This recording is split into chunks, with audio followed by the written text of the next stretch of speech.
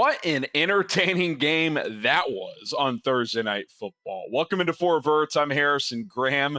Ravens 35, Bengals 34. It's not the old school hard-hitting AFC North, but boy, is it entertaining. Lamar, Burrow, back and forth we go. Bengals go for too late. Don't get it. A little bit of controversy there. We're going to talk about it all here on Four Verts. This game, what it means, big picture for both teams. Is Cincinnati out of it at 4-6 now? Lots to dive into here on this show. This is why you subscribe. I'm reacting to every major primetime game in the NFL, bringing you daily NFL content, also some college football as well. If you want to rock and roll with us on a daily basis, you can do so. All you got to do is subscribe. It's free. More subs we get, more content I can do, including some live content in the future. All right, what a game. Cincinnati was kind of in cruise control, led this one 21-7 midway through the third quarter, and then Chase Brown fumbled, and it turned this game on a dime. Baltimore scores immediately. Bengals go 3-and-out or 6-and-out. Ravens get it back. Tylan Wallace tightropes the left sideline. No one wants to push him out of bounds. He goes 84 yards for a touchdown, 21 all. Or actually 21-20 because Justin Tucker missed an extra point. And then I thought that's where Joe Burrow had his only sequence of the game where I felt like he made a mistake. The Bengals drove down and got to about the Ravens, I want to say 32, 33-yard line. 3rd and 2. And he decides to go deep to Ja'Marr Chase up the right sideline. Throws a little too far out of bounds. And Herb Street nailed it on the broadcast. He said, you're only throwing that pass downfield on 3rd and 2. If there's no doubt in your mind, you're going to go for it on 4th and 2. And they did. What does he do? He goes deep again up the left sideline and overthrows his target by about a yard. Incomplete turnover on downs. Ravens get the ball back. Down 21-20, score, go for 2, take a 28-21 lead. I think in that situation, and look, if Burrow makes the throw on the second one, like the guy has a step, sure, but you just got to understand that spot. And Burrow's a smart enough player to know. I think that'll be one in film review where it's like, sure, you could have made the throw. He can make that throw, but is it necessary? It's 3rd and 4th and 2. I don't mind it on 3rd down. Ja'Marr Chase is having a monster night. He tried to hit him there. On 4th and 2, you got to get 2 yards. I mean, in a game like this, your defense is starting to reel at that point. Like, you got to extend that drive. You would have been better off kicking that field goal there because at least you go up 4 in that spot. Instead, you throw another deep ball and you throw incomplete. I thought that was the difference in the game. Now, we'll get to the 2-point thing in a second, but Baltimore, what do? They go straight down. To Burrow and Chase's credit, literally next drive, I think it was the first or second play, 70-yard touchdown. I mean, Ja'Marr Chase, we'll just talk about him for a second here.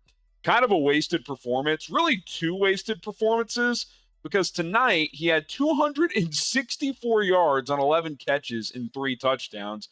And in 2 games against Baltimore this year, both losses, he has 457 yards and 5 touchdowns. How do you lose both of those? I mean, Cincinnati has had some just mind-boggling losses this year. We'll kind of get to them big picture here in a second, but that was an unbelievable performance. The first long touchdown Chase had where Burrow throws steps up into the pocket, throws the crosser to him, great anticipatory throw, and Chase turned on the afterburners. You kind of forget sometimes, you're like, this guy is really explosive with the ball in his hands. Not that, like, we don't know that, but sometimes he'll catch the ball and just turn on the jets. I mean, he literally caught the crosser and then turned upfield and outran like 3 guys, and you're just like, holy shit. Was that Ja'Marr Chase or Tyreek Hill? I mean, he has these games sometimes where you're like, if you told me for one game you wanted this receiver over everybody else, I couldn't really argue with you, because what he was doing tonight, and I get it, and part of the discussion with both these teams is the defenses just really leave a lot to be desired, especially Baltimore. It's like, this is not a Ravens defense that we're used to. I get it. They lost a lot of talent. They lost like their top 4 defensive coaches, including Mike McDonald. I'm not saying they should be as good as last year, but they're nowhere close, especially their pass defense. And they lost Kyle Hamilton tonight. to a non-contact ankle injury. We'll see how serious that is. He was in a boot. Not ideal, but man, to waste that performance from Ja'Marr Chase is just disappointing to say the least. Let's talk about what happened late. So Ravens end up going up 35-28 with about $1.40 left, and you're like, well, that's plenty of time for Burrow and the boys.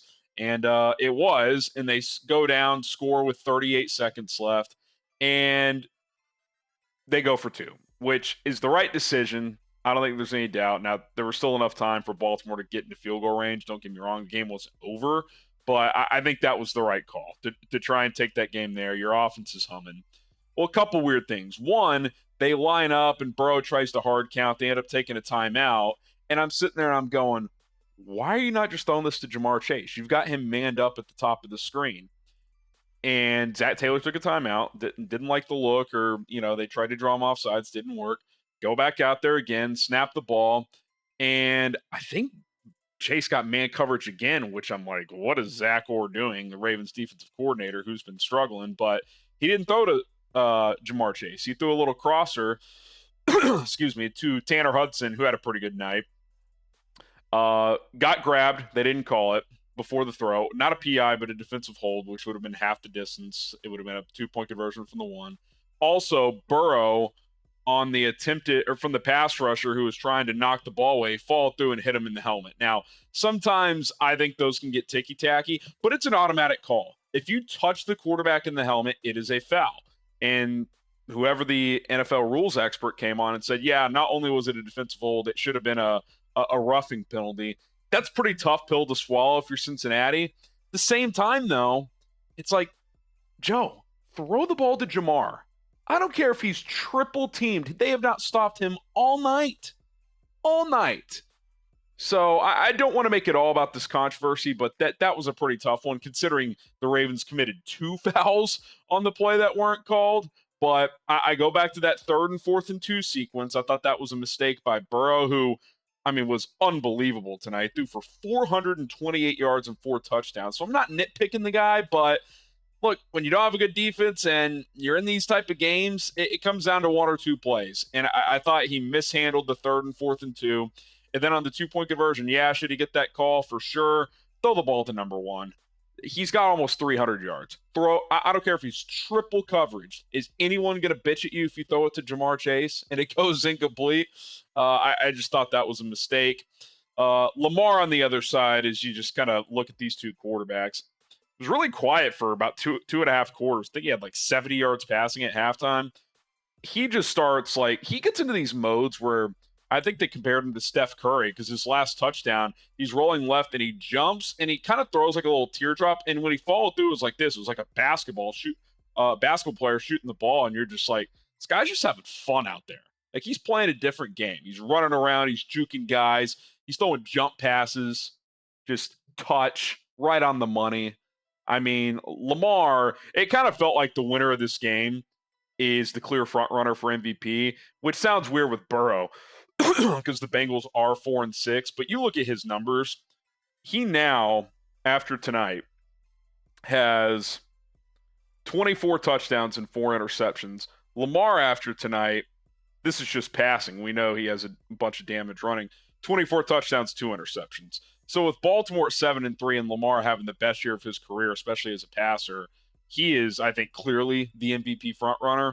And they said it on the broadcast. They were like, look, the only thing he's got left to do is to prove it in the playoffs.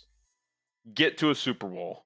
Like, if this guy wins a Super Bowl at any point in his career, he's a lock to be a top 10 quarterback that we've ever seen. And Burrow, who's had some injuries, I think can get there too. He doesn't have the longevity, the regular season accolades of Lamar. But you watch these two guys tonight and you're like, these are 2 of the best 4 on the planet doing it. And the crazy part is the top 4 guys are all in the AFC, Mahomes and Allen as well. Now, Mahomes statistically isn't having a year that Lamar and Burrow has, but we all know when it matters, that guy's going to make plays. Allen, obviously, same deal. But that was fun to watch. And listen, do either of these teams have championship defenses? No. Even Cincinnati, like a couple years ago when they were in the AFC title game, Super Bowl, etc., Louis Anarumo had that defense cooking. They're not that anymore. They just aren't. And Baltimore clearly isn't either. Like, they're going to have to win with offense. They're going to have to score 30-plus points per game to win a lot of their games. Does that translate to the playoffs? Well, if Lamar Jackson plays well, it does. I still think Derrick Henry's a guy you can lean on. I think he's an X factor compared to what you've had in the past, but they're not going to be able, like, I think of that AFC Championship game last year. They hold the Chiefs to 17 points. It's probably not happening again. Like, you're going to have to score 25, 30 points in a high-level playoff game against Kansas City to beat them. Can he do that? Because this defense just isn't good enough. And for the Bengals, they're 4-6 now, and you look at their remaining schedule, at the Chargers next week, bye week, Steelers at home, at Dallas. Dak will be out, so they should win that game. At the Titans, should win that game. Browns at home should win. And then Broncos at home, that could be a huge game in the wild card, because clearly the Bengals aren't going to win the AFC North at this point. And then at the Steelers. You got to probably get to 10 wins if you're Cincinnati. So you got to go 6-1. I mean, you got to split Pittsburgh and win the rest. That's how I see it. Maybe 9-8 gets you in, because that 7th seed in the AFC might be kind of weak. You're looking at like the Chargers and the Broncos lurking there. You beat Denver head-to-head. You beat the Chargers head-to-head next week. That would go a long way. But I look back at that week 1 game. You lose to the Patriots at home to start the year. I mean, there's a very real chance that's the difference in making and missing the playoffs. And if the Bengals played the Patriots tomorrow, they would destroy them. Like, that's a tough one to shake. And these 2 games with Baltimore, if you just beat them once, I mean, you lose 41-38 and 35-34. I mean, that's pretty tough, man. That is pretty tough. And Cincinnati might be sitting at home in a couple of months at 8-9 thinking we could have gone on a run. Now, again, is their defense good enough? Who knows? But with how hot Burrow can get and Chase, like, you don't want to face that team. I promise you the Chiefs don't want to. Like, the Bengals have given them more trouble than anyone over the last few years. But, man, what a game. Great theater. I'll tell you what.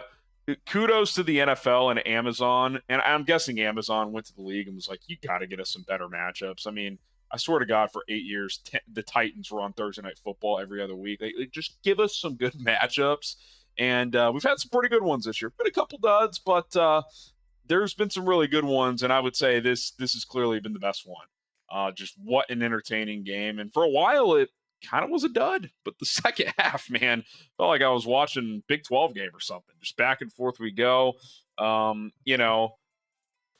said at the deadline, I felt like the Ravens should have tried to make more of a splash on defense.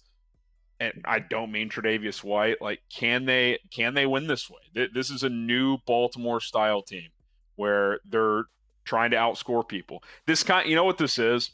This is the Chiefs the first year with Mahomes starting. Remember the year before they hired Spags? They averaged like 35 a game, but they couldn't stop anybody, and they lost 37-31 to the Patriots in the AFC title game. That's this Ravens team, where they are unbelievable on offense, but are they going to be able to get stops when it matters? We'll see. We shall see. But what a game tonight. I wish these two could play each other every week, because you could argue the 2 times they've played this year have been the 2 best games of the NFL season, just in terms of entertainment. And, man, you feel for Burrow and Chase, because those are some massive performances wasted for what those 2 did tonight. All right, that's going to wrap up our Thursday Night Football reaction. My name is Harrison Graham. Subscribe to the channel. More coverage all weekend long. We got college football Saturday and another slate of games on Sunday. Should be a lot of fun. My name's Harrison Graham. We'll see you guys soon.